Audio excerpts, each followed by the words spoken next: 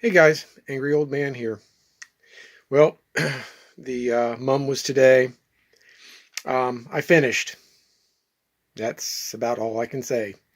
Um, it was unseasonably warm.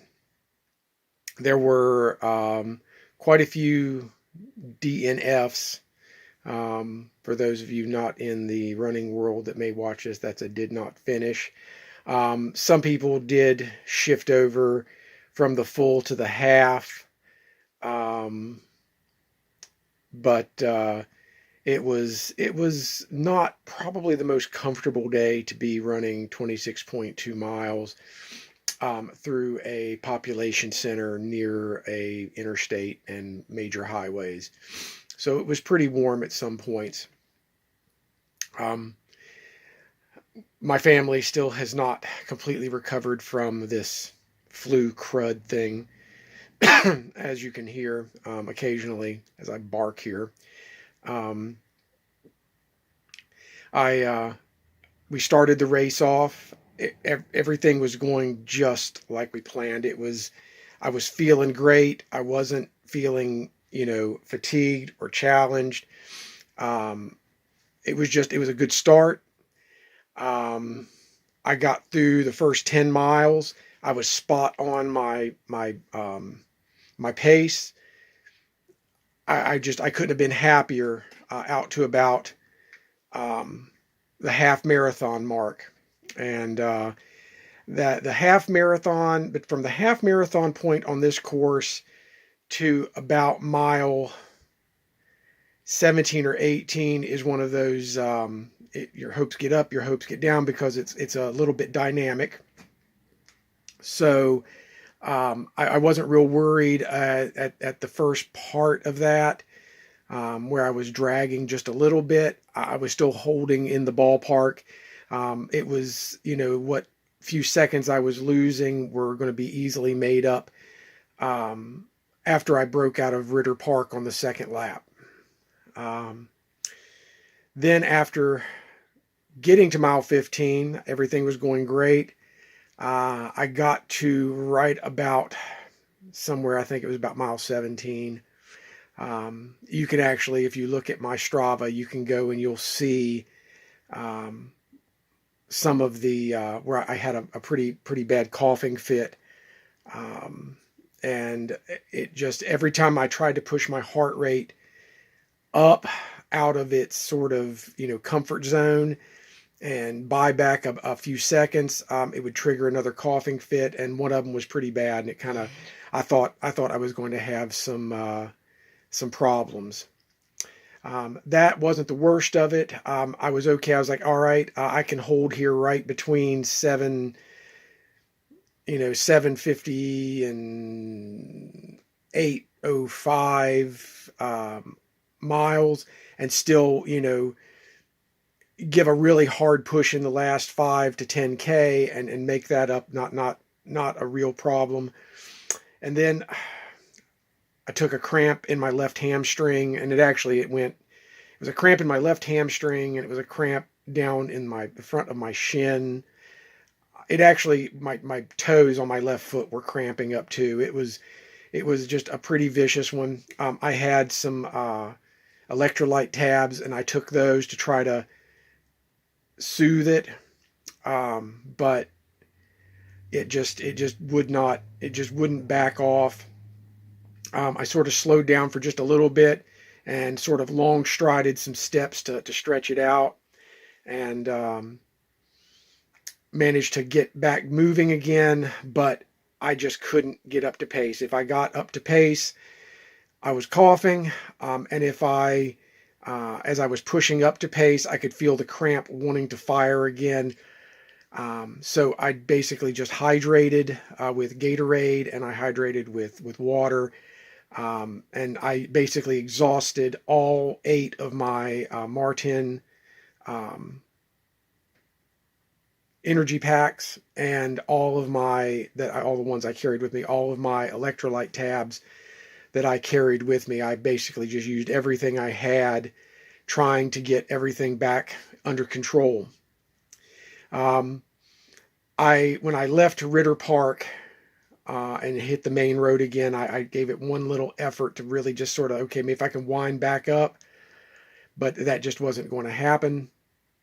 And I kind of consigned myself, okay, well, it's not happening today. It's just going to be a fight. And a while back, I ran a half marathon and I tore a calf muscle. And that was a couple weeks minimum to recover, to get back to where I could function again. And then there was another, I've had some other small niggles and things like that. And I just didn't want to put myself out of the game totally for like a year tearing something, or hitting a coughing fit and ending up with a hernia or something crazy like that, because that's just my luck. So I dropped down into basically a comfortable pace, and I finished out my race. I consigned myself to somewhere around 22 miles, 23 miles. I was going to push just enough to get me in under the 4-hour wire, which isn't exceptional, but that's what I did. I rolled in at 3 hours, 58 minutes, and 22 seconds. My second slowest marathon ever. Not an all lose thing, because I like the experience of running. I enjoyed the time there. It's a well organized event. The weather, I think, caused some administrative issues with people DNFing and things like that, and just there was I know the second place male who crossed the line. They didn't know he was the second place guy because so many people dropped out and ended up jumping over and finishing on the half marathon course. So they thought he was like maybe 10th or further back than the 10th place, and turns out, my goodness, he was the second place marathoner. So in any case, no BQ, not the end of the world. I can always try again. I'm going to be looking for a marathon somewhere April, May time frame to see if I can squeeze in that 2024. I'm going to go a little dark on my YouTube here for a couple weeks while I recover and build myself back up, finish getting over this crud, and I'll be doing some fun runs between now and the Run to Read half marathon, which is in January. I plan on running that race. There's a couple, like I said, fun Christmas themed runs, and the Turkey Trot in Shinston I'll probably give that one a go this year again. I enjoy that race. It's just fun, and just want to go out there and see some of my friends.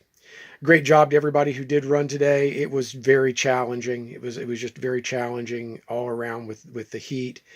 This is only the second marathon I've ever run where I wore shorts and a t-shirt.